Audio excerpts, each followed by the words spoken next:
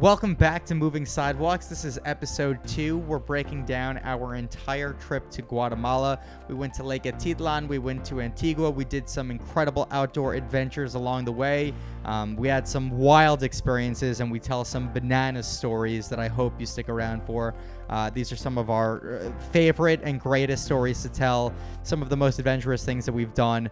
Truly a wild experience. We met some unbelievable people along the way. We have recommendations for you, what you should do if you're planning a trip to Guatemala, things that you should do differently that we wish that we would have known beforehand, just some overall tips and best practices for arranging your travel to Guatemala. Anything else that I'm missing there?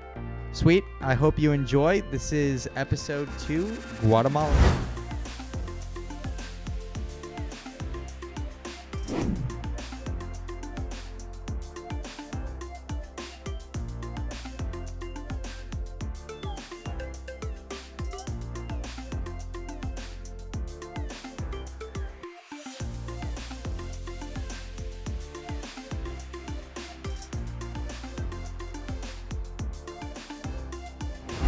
The number one question that I think we got when we were planning a trip to Guatemala was, why Guatemala?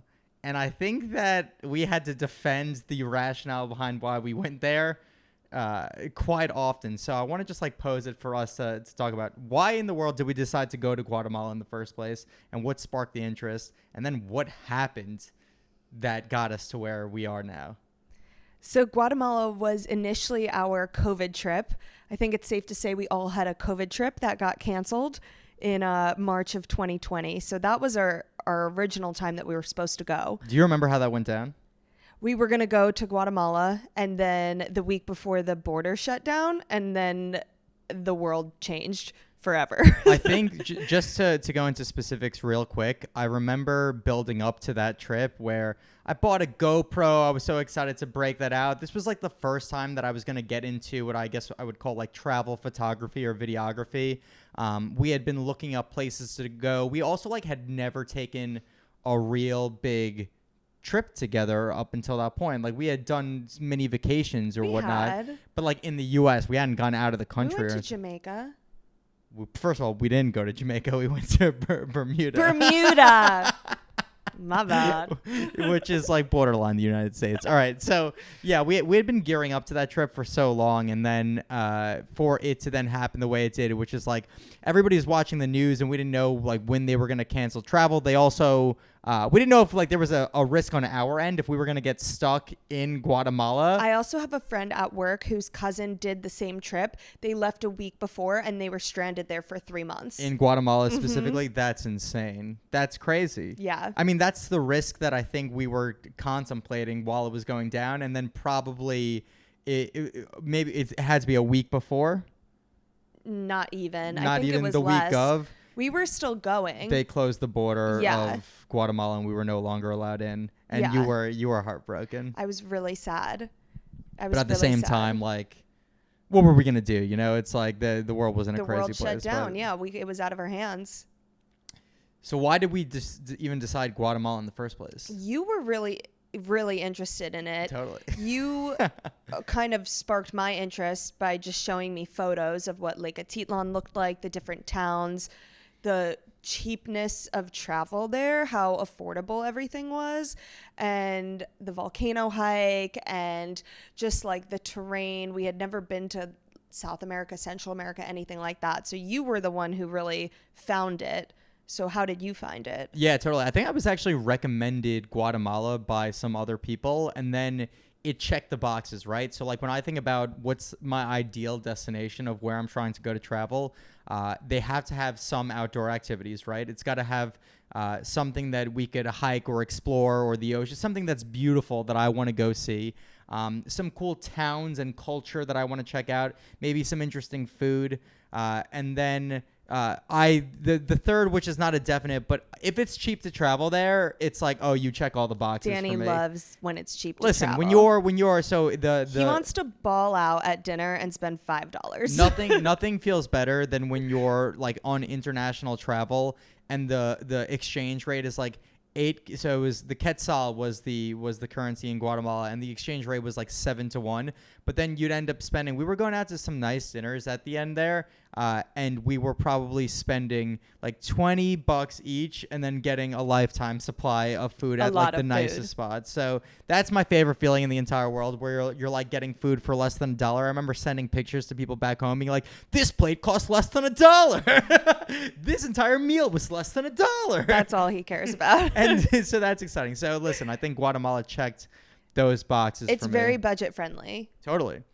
And yeah, so then it got shut down, and we didn't know if we were going to ever go back. And then finally, 2 years later, we then decided that not only were we going to go back to Guatemala, but we weren't going to do a 2-week trip. We were going to go for an entire month. Yeah. Probably didn't need that much time. And okay, let's go overview. Where'd we go? What did we do? We started the trip. We flew into Guatemala City, and then just slept for one night. And then we took a car to Lake Atitlan, San Pedro, where we spent 3 weeks, and then we finished it off 1 week in Antigua. And just to, I think I probably was the one who suggested this route, which we'll go into later, of this might not have been the best idea. But in my mind, I wanted to be stationary for most of the time, and the lake seemed like such an incredible place to travel. So we docked on San Pedro, where that was going to be our home base. But then the idea was that we were going to spend 3 weeks and then travel around all the neighboring towns around the lake, which all have their unique culture and vibe. And so it was going to be a nice exploration of a very specific area of Guatemala, and then finish it off in Antigua, which is a more modern city. Also just like still pretty cheap to travel in general, but a little bit more expensive and westernized than I'd say the rest of Guatemala. So I thought that was a kind of cool itinerary of what to do, but it didn't turn out to be Things exactly. Things went awry. Let's jump right into it. So I want to start by going, okay, if you had to pick your most memorable experience from the trip, what was it and why? From the Lake Atitlan time? Yeah. One of my favorite memories was our bird watching tour that we did in Santiago. It was arranged through our Airbnb host, actually. Shout out James. Shout out James. James. And we woke up at 3 a.m., 4 a.m. Yeah, something early in the morning. To catch a boat, which is a story in itself, because we had to go through another person's property, through a gate, climb down their property, and stand on the shoreline of the lake. And we were told that the boat will be looking for us, and we will be looking for the boat. We had no other information. Nothing. It was pitch black. And we're waiting and waiting and waiting. And after 20 minutes? Well, hold up. Nothing's like being in a foreign country where you don't speak the language so well, and then going on to somebody else's property that you have no relation with at 4 in the morning, and then just like waiting. It's like, it feels like it, or at least when we went down there, it felt like, are we doing something illegal? Are we trespassing right now? I was real scared. Scared. And a theme of the trip. and by the way, you forgot this. So we were going to meet another couple who was going to go with us. They were supposed to meet us there. So at least like, okay, if we go trespass on this random person's property down, we weren't alone. Yeah, it wasn't going to be by ourselves. And then the other couple decided not to show up and not tell anybody about it. So we're like down there waiting for the boat by ourselves. Thinking we're in the wrong place. Totally. We're calling James, just being like, hey, what's going on? Like you said, the other couple was coming. The boat's nowhere to be found. Yeah. So finally, we were waiting probably 20 minutes, and we see a light at the other end of the lake coming towards us. And I was like, I think this is the boat. And Danny's like, no, I don't think it's the boat. And I'm like, it's the boat. And then they come closer to us and they go, are you going to Santiago? And we said, yep. And they said, get in. So we get in this boat. They take us across the lake to Santiago. And we get out, and we were told from that point, we're going to be looking for a man with a truck. You'll find him. His name's Rolando. Rolando. He was the coolest dude we've ever met. I have to say, the rest of it actually went real swimmingly. We got off the boat, and there was a man with a truck there whose name was Rolando. It's just like, and he was, if you're going to go on a bird watching expedition, there's an idea of what the person that you're looking for is going to look like. And this guy was like decked out, and he had his telescope with him, and he was like ready to go into the jungle. It's like, oh yeah, that's our guy. That's Rolando. So Rolando gave us two options of what we wanted to do. The first one was a more challenging hike. So, sorry, let me go back. Basically, we wanted to do this tour because the national bird of Guatemala is the quetzales. Is it Quetzal? The Quetzal. The Quetzal. And it's this gorgeous bird. Danny will put in a photo so you can see, because I don't even think I could describe it. No, it's enough. Nuts. It was the most beautiful bird we've ever seen. So we wanted to see it, and they're very rare and they're hard to find. So he said that we could do a tour that was harder, which we could probably find one, but it's not guaranteed, or an easier one where we would see some other cool stuff, but it would be even less likely to see one. So Danny and I said, screw it, we're doing the hard hike. We're going to find the bird. No brainer. So we drive through a cloud forest, which is basically a forest of clouds. And we embarked on this hike where we hiked down a rainforest through Guatemala. We got to an area, and Rolando said, I know for a fact that there's a nest in there with the Quetzal. And we just had to wait. And we waited there for 30-ish minutes. The birds didn't come right away. And then all of a sudden, this bird swoops over us, does these gliding motions through the air. The belly of the bird is red, so you see like this red flash, and the top of it is green with this long flowing tail, and they are just so magical. They are beautiful, beautiful birds. And we ended up seeing a lot of other birds. We saw wild turkeys. We saw wild toucans, which are not the toucans like Toucan Sam from the cereal. It's Guatemalan toucans, but they were still really cool to see. They kind of eat the fruit off the trees. Super cool. We saw a baby Quetzal. What else did we see? Yeah, I mean, that was it for the most part. But what was so great was Rolando brought the telescope with him. And by the way, like, this man was the most impressive human being I've seen in my entire life, where not only was he able to locate this bird with such precision, from whether it's like almost triangulating the calls of the bird like at any given time, so he knew where it was, but then he was able to get the telescope on it at to such a degree every single time, so that we could see it so beautifully within his love that scope. He could hear the bird calls too, Yes. and know what it was. Rolando's Exactly. on my hike dream team. Dream team. We're Dream gonna team. throughout the course of this show, we're gonna create the hike dream team. I love that. And Rolando is number one, because hike every dream hike team. group needs someone who can identify bird sounds. Oh, totally. And yeah, so he was amazing.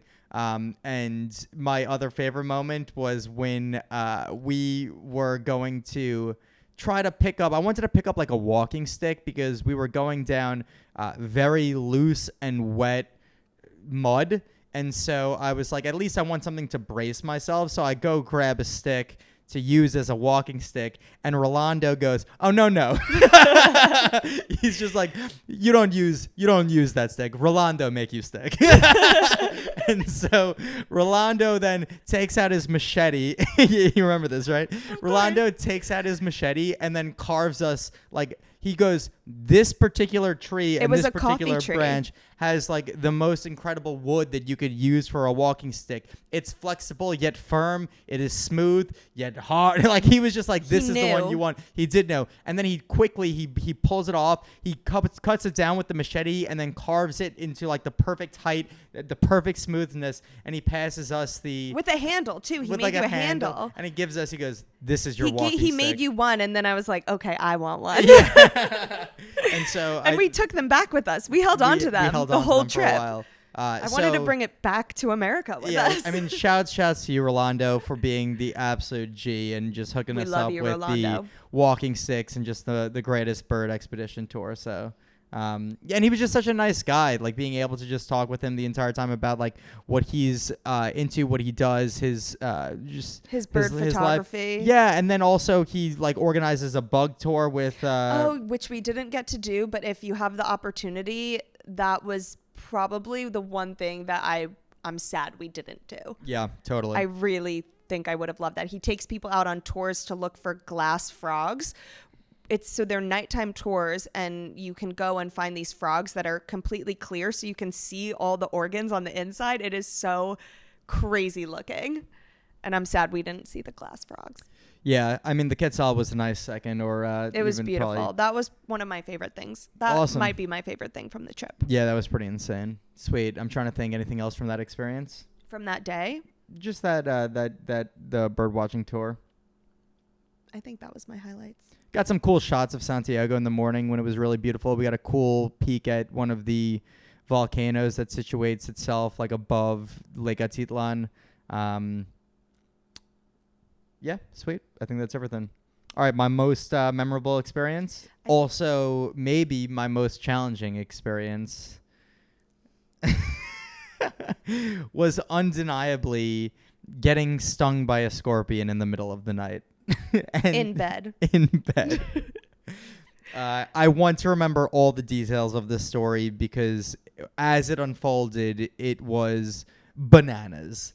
I think that you should start with the fact that this was the night before my birthday.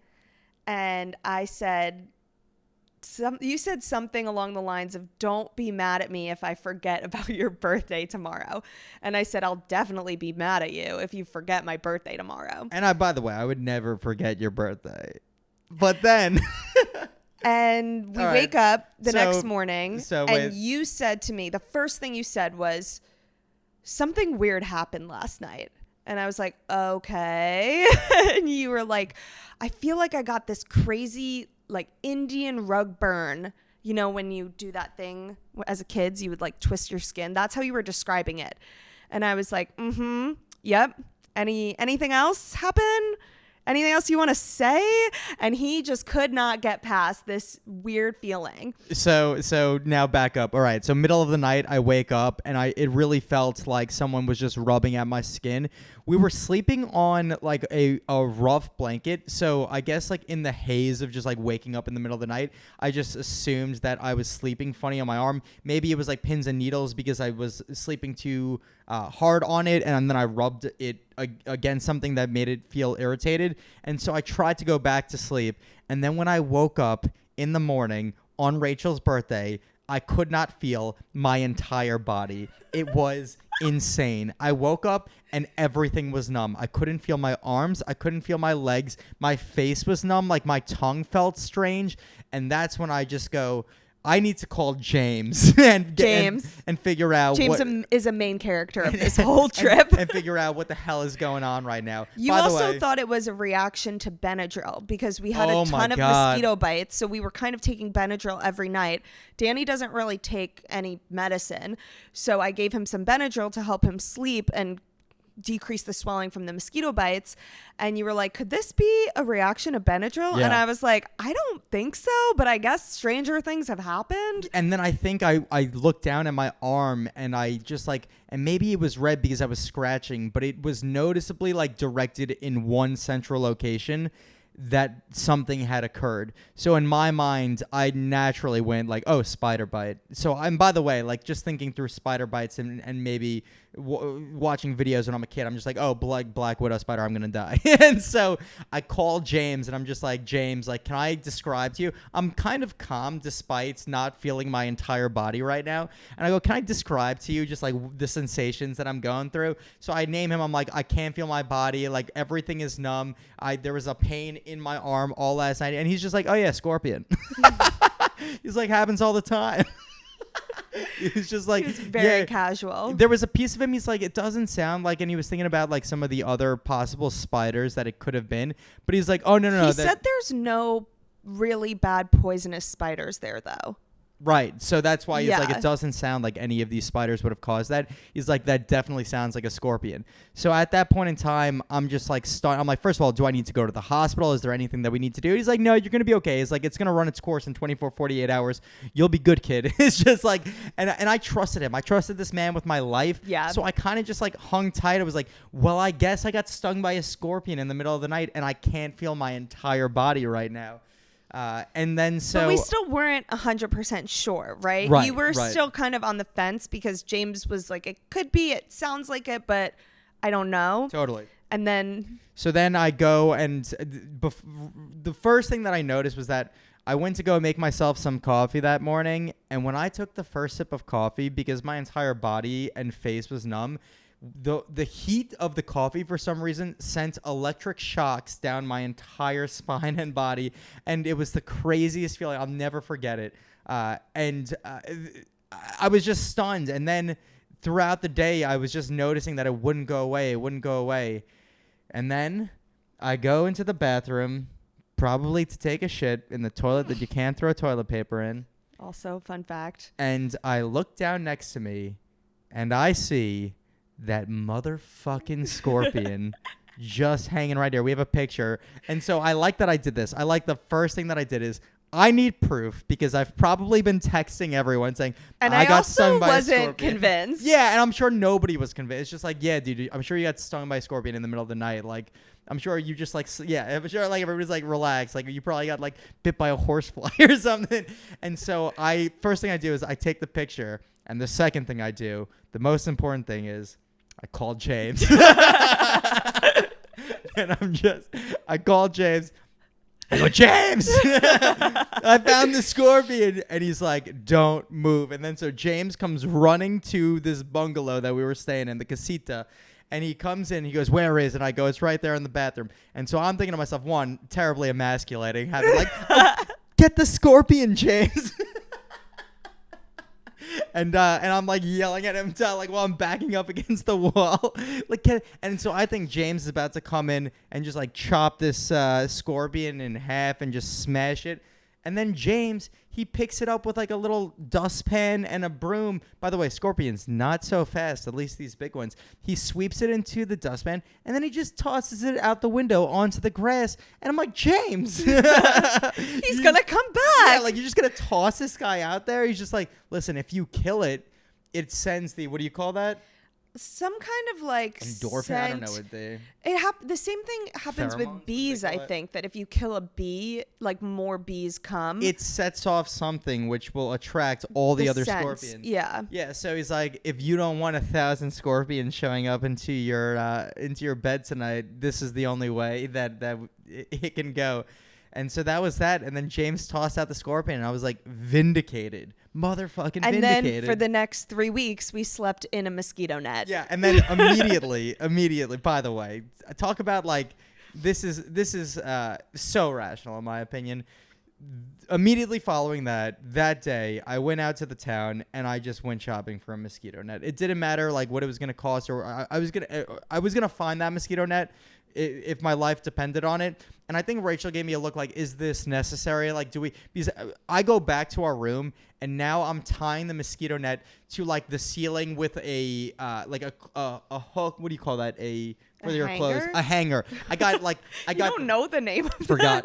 I got the mosquito net tied to a hanger, tied to the ceiling fan, and then taped to the wall. I set this up like a crazy contraption because listen to me. There is no way that I'm going to sleep without that mosquito net knowing that I got stung by a scorpion the night before. I wasn't mad about it. It made sense. Can't be. Incredible experience. And then just to finish it off. And also just so everyone's aware, that was not the only scorpion that we found in the house.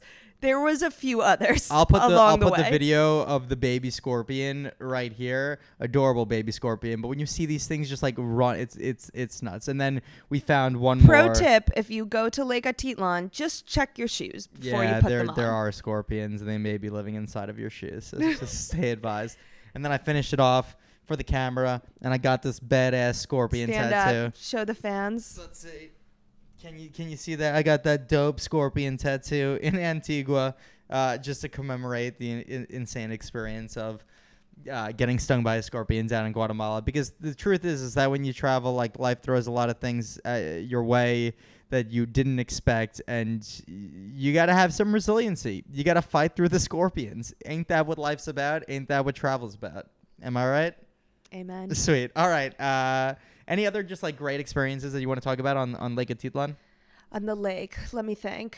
I really loved, you did not participate in this, but our friend, shout out Greta, met us at Lake Atitlan for about a week, and her and I did a weaving class together with Anita, and it was amazing. It was I believe it was still in San Pedro, and you go and they show you how to weave. You get to pick out your colors. You make a scarf and you create them the way that the Guatemalan women do.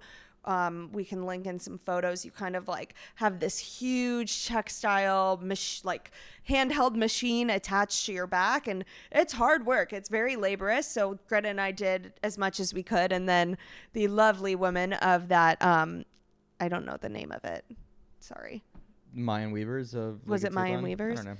The lovely women of the Mayan Weavers finished it for us while we got lunch, which is such a American thing. But it came out so beautiful, and we made great scarves. So just to give some context, I think the cool thing about Lake Atitlan in general was the fact that each one of these towns, they're all have a strong Mayan culture. They all have their unique vibe to them. So it was cool to just go from town to town and explore all these different places on the lake.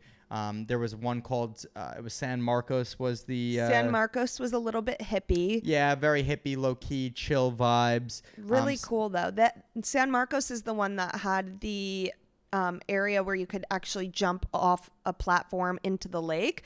And you can see Volcan San Pedro and the other volcano in the distance, and it's supposed to be the cleanest part of the lake to go swimming in, and it was just beautiful and very fun. Totally. And San Pedro was a little bit more touristy, but they had more options. It was one of the larger places. Panajachel also was like the big town that was there. Yeah, more like a big city. They have an amazing market. Calle Santander, right? Yeah, that was the street. That was the street that the market was on, true. And it was so fun. Tons of shopping, good restaurants. We had a great lunch there. Totally. And the nature preserve. Yeah, the nature preserve was really cool. Just like a cool little day exploration in Panajachel. With monkeys. Yeah, super dope. Just a good way to spend the day. And Coati. Coati. Yeah, that's cool. It's the ones that if you've seen the TikToks where you play them backwards, it looks like dinosaurs.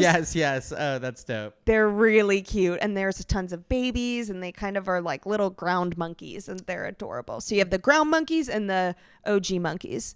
Do you remember any of the other vibes of the towns that were on the lake? Sununa, you didn't go to, but Sununa was a little bit more indigenous and local. That's where the Fungi Academy was. Really cool. You kind of have to book a tour, but Greta and I ended up just walking up and knocking on the door until somebody answered. And one of the guys that was studying there opened the door and just gave us a tour of the facility. And you can study there and stay there and learn how to cultivate mushrooms. And they have sorry, what's the name? What's it called when you do shrooms? Is it ceremony? Is it a ceremony? Yeah, I think that's what they called it, right? Yeah. So they grow mushrooms for cultivating, and then they also do mushroom ceremonies. I did not participate, but I'm sure there's plenty of people who would have really enjoyed that. It's a really cool area that you could stay and live in for, I think you could stay there for up to a year. And it was just really fascinating to learn about it. There's also a farm at the top of Tsununa that you can go. There's a guy who does tours of his whole farm. We can link that in also so you could see. Tsununa was a really fun day. Where was the chocolate? San Marcos? San Marcos. They did cacao ceremonies. Oh, in cacao San ceremonies. That's we didn't do them, but they are famous for the cacao ceremony. Totally. Any other lake towns? Santa Cruz was really cool. I went there with Greta. Again, a little bit more like local indigenous, less to do, but really fun. We did a beading class, and we also did... we went to this culinary school, and it was this really incredible restaurant with just everything that they prepared was made by students, and it was really good. We got some incredible dishes there, really good drinks, and beautiful views. I think it was actually on top of the beading class, which was cool. Dope. Sweet. I think so. Just so holistically look at what like it was like on Lake Atitlan, I think it had some amazing parts, which was the ability to explore and take the little boat ferry to each one of these places. You pay a small fee, and then you could travel all around the lake, and it was cool. Did we need 3 weeks to do that? Probably not. I think you end up like. I think a week is probably more than enough time. Totally. And so I think we made a mistake by spending a little bit too much time on the lake. And also, one of the biggest mistakes that we made, in my opinion, was it was very difficult to live on the lake. I think the lake was a very good place to travel to, but I had anticipated spending a lot of time on the lake and then being able to just like cook my own meals and just live life for a little bit. But what I soon came to realize was that finding edible food to eat was incredibly difficult because you had limited options, which was there's no supermarket at the lake. There's no supermarket. There is market. There is one near Panajachel, but that's really it. So I couldn't like go across the lake every single day or whatever to get there's groceries. A food market, but you have to be careful with what you eat Yeah. because we're not used to what they have, and all the meat that they had at the market was just sitting out. So it's chicken sitting out, raw chicken, and there's somebody with a fly swatter swatting away the flies that are hundreds of them landing on the chicken. Yeah, so we didn't want to eat that. The fresh fruits and vegetables, whereas like if you cook them, they were all right, but most of the time they were you had to be careful of bugs in them. It had to be something with like a non-porous skin. Yeah. So like I think they said oranges were okay, but like strawberries that are porous you couldn't eat. So there was a lot of concern about trying to navigate the food on a daily basis. James, shout out, had, what is it called? An ozone machine that you could ozone UUV your fruits and vegetables. No, you have to ozone any like fresh fruits and vegetables that you eat. Yeah. So it was a lot of rice. So most days we would really just make the same thing. It was onions, peppers, and beans and tomatoes. And we would cook it because the meat wasn't really safe to eat and the fresh fruit and vegetables weren't really safe to eat. So most of the time we were eating just like those cooked vegetables. We can attach a guide for each town and include restaurant recommendations as well. And so the only other option was to eat out every single day. And you know what the funniest part about this whole thing was is that like I was really looking forward to eating Guatemalan food and I wanted to eat what I would consider like Central American cuisine. But like San Pedro didn't have Central American cuisine. They only had Israeli cuisine. By the way, San Pedro is like known for its like Israeli influence. So like they only had falafel and pita, and then they had like there was a Japanese spot that was decent and a vegan spot that was Italian decent, spot, and Alfredo's. God bless Alfredo. We love Alfredo. Shouts to Alfredo. What an incredible man. By the way, you wouldn't think that you would get good gnocchi down in San Pedro. Man knew his gnocchi. The man knew his gnocchi. It's 2 episodes with a gnocchi reference. We'll see if we could keep that going. So to be honest, like the food was definitely a big disappointment and also a big obstacle in terms of like what it was like to actually live on the lake. What was the first gnocchi reference? Cauliflower gnocchi on the first episode. Oh, That's 2 episodes in a row. It's a trend. Go check out the first episode of our trip to Hawaii if you haven't seen it already. Sweet. Okay. Anything else on the lake? Because living was difficult. Couple obstacles on that end. So we actually stayed in a really cool place. Just because I want to talk about this real quick.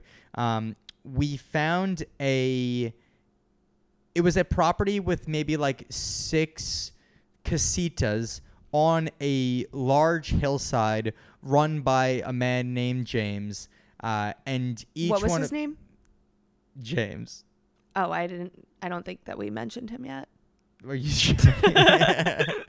And so it was run by a man named James, and so each one of the casitas was like it had like some of them had like a little kitchen in it or a bed, and it was just like a little small place to stay. This is where I got stung by the scorpion. And also if you're staying closer to the city, you're not going to see the scorpions. This Totally. casita was probably like 10-minute tuk-tuk drive outside of the main area of San Pedro. So it was much more like rainforest I'll as show opposed you a to a video city. So of where this place if you're was. staying at a hostel or a hotel in the town, you're not going to have scorpions. Totally. Probably. Yeah, so it was, and so like the pros was that it was like one, I was able to work out of there with the Wi-Fi. It was gorgeous. Like we woke up every single day with a breathtaking view of the lake. We were at the very top, so we had the best views of the entire property.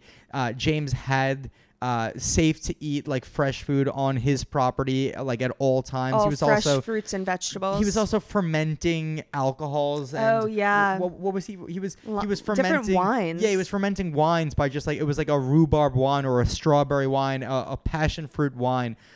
So I truthfully, like, for all the obstacles that San Pedro was, I really do recommend James's place if this is something that you're interested in doing. Like it was an awesome spot to spend a lot of time. Especially if you're working, because the Wi-Fi was really amazing good. if you're working, and also And like quiet. Yeah, and quiet, very low key. Peaceful. It was so peaceful, so beautiful. Incredible experience. Yeah, I just wanted to mention that one spot. We did have to every single day hike up a path of stairs to get to our spot, in which every it's not night we would handicap accessible. yeah, in which every night we would explore all the bugs that were on the property. Yes. Which was awesome. Like spiders bigger than your hand. Stick bugs. Stick bugs. We love stick bugs. A lot of scorpions. If you're not a bug person, this is a challenging trip. I'd say. But if you can just appreciate them for what they are, it's pretty cool. Amen. And then, so after the 3 weeks on the lake, we made our way over to Antigua. What's the deal with Antigua? Antigua is the former capital of Guatemala, the old capital. It's a very old city. I don't know how old off the top of my head. But it's beautiful. Lots of old churches, really great restaurants, much more industrialized. Yeah, super modern place. Like, it's crazy. It's like it's old but modern. Totally. Like it's like you have these pieces of old architecture that are throughout the entire city, but also like the restaurants are super modern, the streets are super clean, like the town squares are very nice. Like it's a very poppin' happening place. There's between, like Dunkin' ruins Donuts on the corner, you know, like ancient ruins. Totally. It was really awesome. And Antigua, I think, would have been better to stay longer because you could do a lot of trips out of Antigua. They have a lot of buses that take you places, and it's just, I think, would be easier to live there. Totally. I think a little bit pricier, but ultimately a lot more accessible if you're going to spend a large amount of time to be there. And then my favorite part about Antigua is that at pretty much all times, you could see, I think it's Acetenango, I'm not 100% sure, but you could see a volcano in the distance that overlooks the entire city, and it's breathtaking. Like, you can see these views. I'll put a picture up where it's like the famous arch of Antigua, and then through the arch, you're just looking up to a massive volcano. Like, talk about just unique, breathtaking, unbelievable. So, favorite stuff in Antigua? Well, I think both of our favorite thing was the hike up Acetenango, which was both the coolest thing we've ever done and also disappointing and also challenging. But looking back, a must do. Yeah, must do. 100% must do. Even if like you want to just like, we did the hike to Acetenango and it was a challenge. It was a struggle. The weather was insane. The weather eventually prohibited us from seeing and getting to the very top of the volcano, which was the ultimate disappointment. But the experience of being able to go and hike this thing with a great group of people and explore various terrains, and I mean, it was bananas. So the night before, you're supposed to go to a meeting, which we missed. So we had to go early the next day. I'm going to include that.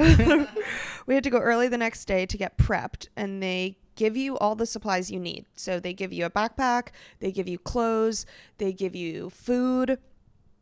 You can bring extra food, which we'd recommend. Go back to clothes. What do they give us? They give you warm clothes because it gets really cold at night.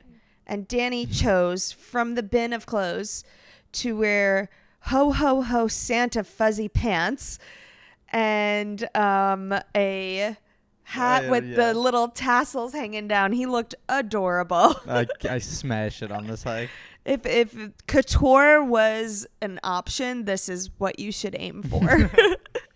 Yeah, that was dope. And they take you for breakfast before you go on the hike, and then you drive like probably an hour to get to the start of the hike, and you pass through 4 different ecosystems while ascending 5,000 feet over 1 day plus like 1.5 days, I'd say. Yeah, I mean, you go 4,000 plus feet on the first like day, and then the idea is you make it to base camp, which situates itself about 12,000 feet in the air, 12,000 feet above sea level, and then you do the last pretty much 1,000 feet the next day. We didn't get to do the last 1,000 feet because the weather was terrible.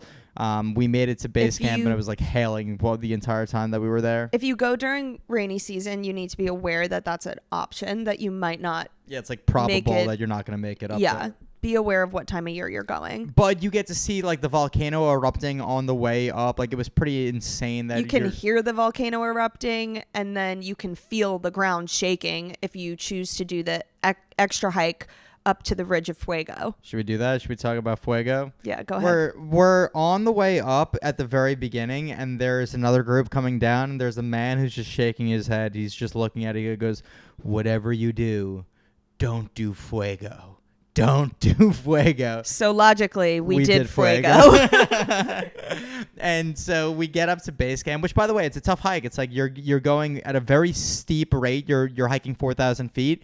You take breaks, like not. It's a tough hike, and we are strong hikers. But I will say there were people who do not hike that did it. Totally. They take a lot of rest breaks. So if you don't hike or you're not super active, don't necessarily let that deter you. But definitely be aware that it will be more challenging. Yeah, it's challenging, but if you're up for the challenge, like they'll wait for you, and you can 100% do it. You can also hire a porter to carry all your belongings, which I would recommend because Totally. it provides them with income. That's like their job. That's how they make money. So it's a good thing for them. And then it also saves your back and your energy from carrying up 100%. Your own gear. So it's kind of a win-win for everybody. 100%. We make it to base camp, which was a great experience. It's very nice to get all the way up there and then be able to now chill out for a little bit. And then they ask the question, like, okay, who wants to go to Fuego? And Fuego is the one that actively erupts every 15 minutes or so. Yeah. It goes off. And so we decide to go on the expedition, and it leaves at night. And it was also clear when we made that choice. The weather was clear. Yeah. It was like probably clouds rolling in, but at least it wasn't raining. And the tour guide said, I would recommend doing it if it looks like this. Okay. Yeah, he did say that, didn't he? That's why we chose to do it. So we start going down in insanely steep fashion. We descend Acetenango, and we are just like sliding. I am in I don't know what kind of shoes they are, but they just like are flat and not meant for hiking. And I am slipping and sliding on the like sandy rock surface that covers Acetenango. Because to get to Fuego, you have to descend Acetenango and then go back up Fuego. And I'm just falling everywhere. Everybody's laughing at me the entire time. It was funny. And then finally we get to the middle section, and it's now time to hike Fuego, which was so steep. After doing all of Acetenango that morning, it's like, oh baby, like this is like some real effort right now. We go slow and we get up to the ridgeline of Fuego, and by the time we get up to the ridgeline of Fuego, we pretty much can't see anything. The fog is rolled in. I'll show a picture of what it looked like. The fog is rolled in so heavily. We all look hilarious. The terrain is epic and the experience is bananas, but you can't really see anything. And now we're out the ridgeline. And it's probably about like, I don't know, like 10 feet wide, and then a sheer drop on either side, and you can't see more than like 10 feet ahead of you because the fog is so thick. And our guide just says, now we wait and we hope that the clouds clear. So everybody sits down and we're all chilling, and all of a sudden you hear the volcano erupt and you feel the ground shaking back and forth. but you can't see how far or how close you are. So you're like, I don't know if we're safe here or what to do. But we waited and waited, and then the rain started. And the wind picked up. Well, yeah, just the eruption of the volcano rattles you. Like, you can't see anything. It's massive. And it feels like an earthquake just happened while you're on, like, a 10-foot wide ridge on top of the mountain. Like, talk about so loud, too. It's I mean, to experience that is bananas. But, and then the wind really picked up and the rain started to pick up. And it got to a point where it's like, all right, it feels like this is a little dangerous right now. I think the whole group that we were with made a group decision to head back to base camp. And that part of the hike was the worst. I remember being soaking wet and freezing cold. And I was like, I'm not going to make it. Cold, I wet, really didn't think. Sliding. Tired. You're falling. It's a lot. It's heavy and it's pitch black. Yeah. And you have headlamps, but you can't really see anything. And dangerous for sure. It was scary. And at it's one point exhausting. you're like going over like wet branches that are laid down over like a river. It's like, it's what is crazy. Going on right now? It's crazy, but it's fun. It's really awesome. I think if the weather was clear, it would have been 100% no brainer worth it, because it wasn't. It kind of leaves us with a little bit of disappointment, but yeah, it was wild. And then you get back, you eat dinner, which I don't think I ate dinner that night because I didn't feel good. And then we went to sleep in the pouring rain and it's freezing cold. For some reason, my sleeping bag was soaking wet, which sucked. And I remember being so cold and so wet. And I slept in the clothes that I hiked in. Slept in the clothes. Like sweat and rainwater and everything. Yeah.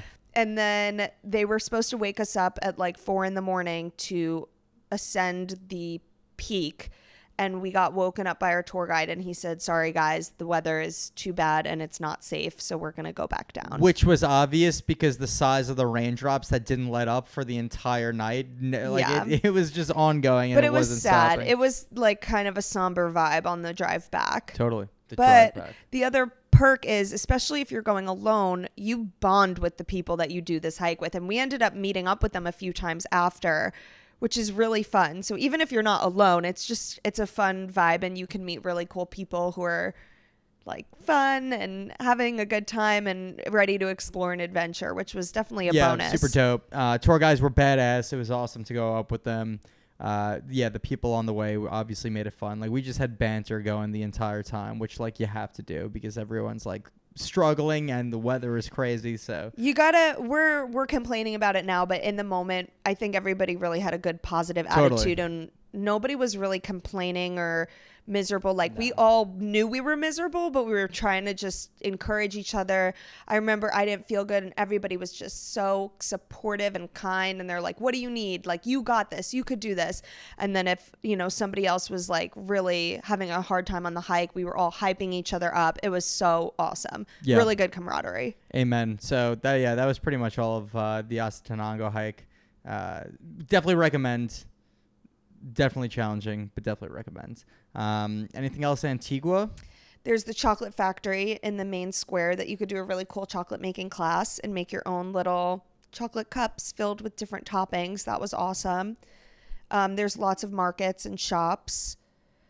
We ate good food. We went to a lot of cool different food places. That was like the first time that we got Guatemalan food. So I was stoked about that. Oh, I did that Mayan cooking class, which was awesome. Oh, nice. Really great. You make a ton of food too, and it was all delicious. What else? Yeah, again, we weren't in Antigua for that long. We stayed in a really cool spot, which was nice. And then we shipped it back to Guatemala City to then head out. Yeah. Anything else? Things we wish we knew before we went. Yeah, it's like if we were to do this again, what would we do differently? I mean, undeniably spend less time on the lake and more time in Antigua. It would have been nice to explore the other parts of Guatemala that we didn't get to go to. Samuk Champey is one place that we didn't get to go, that if you have the opportunity, we have heard and seen pictures and it looks absolutely stunning.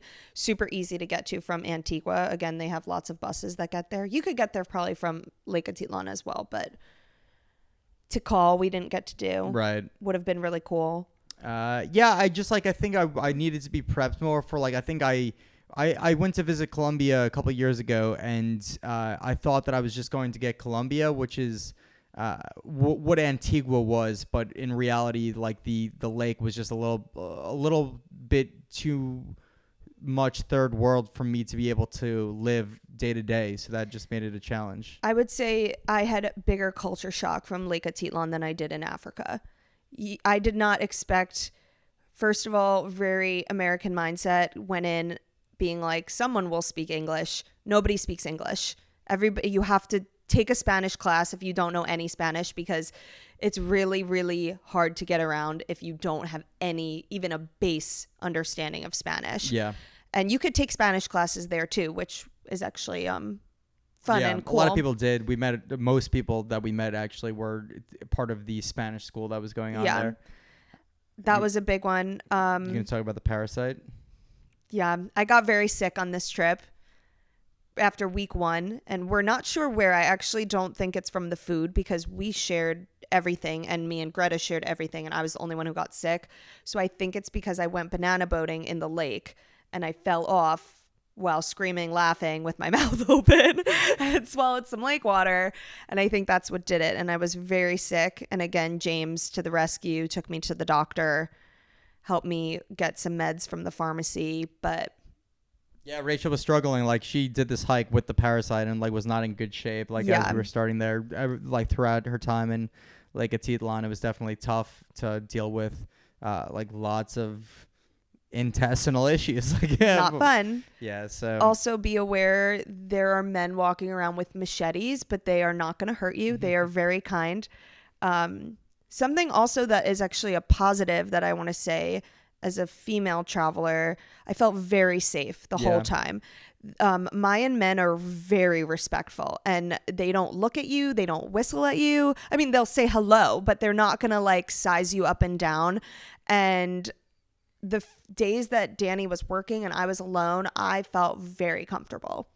I mean, you have to be smart no matter what, but I met other female solo travelers there, and we all kind of said the same thing, that it felt okay. Yeah, like we were good. Lake and Antigua for sure. Yeah. How did this impact travel going forward?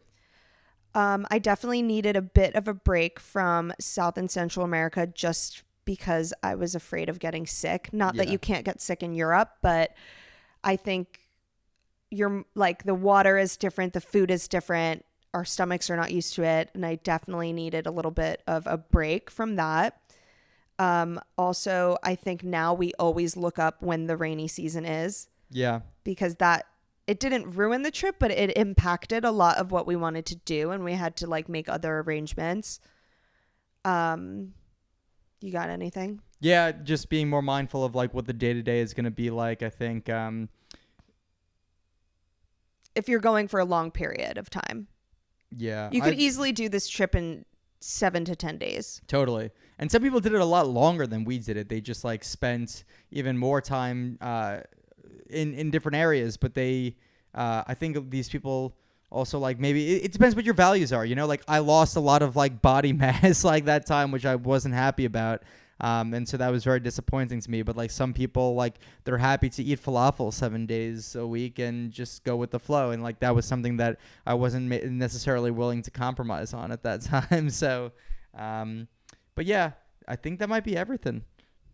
Anything else that we want to add to the Guatemala experience? Anything else? Let me pull up, just double check real quick.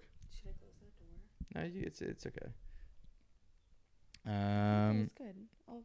Volcan. Oh my God! Just the last thing that I'll say is one of the coolest experiences that I had was hiking Volcan San Pedro.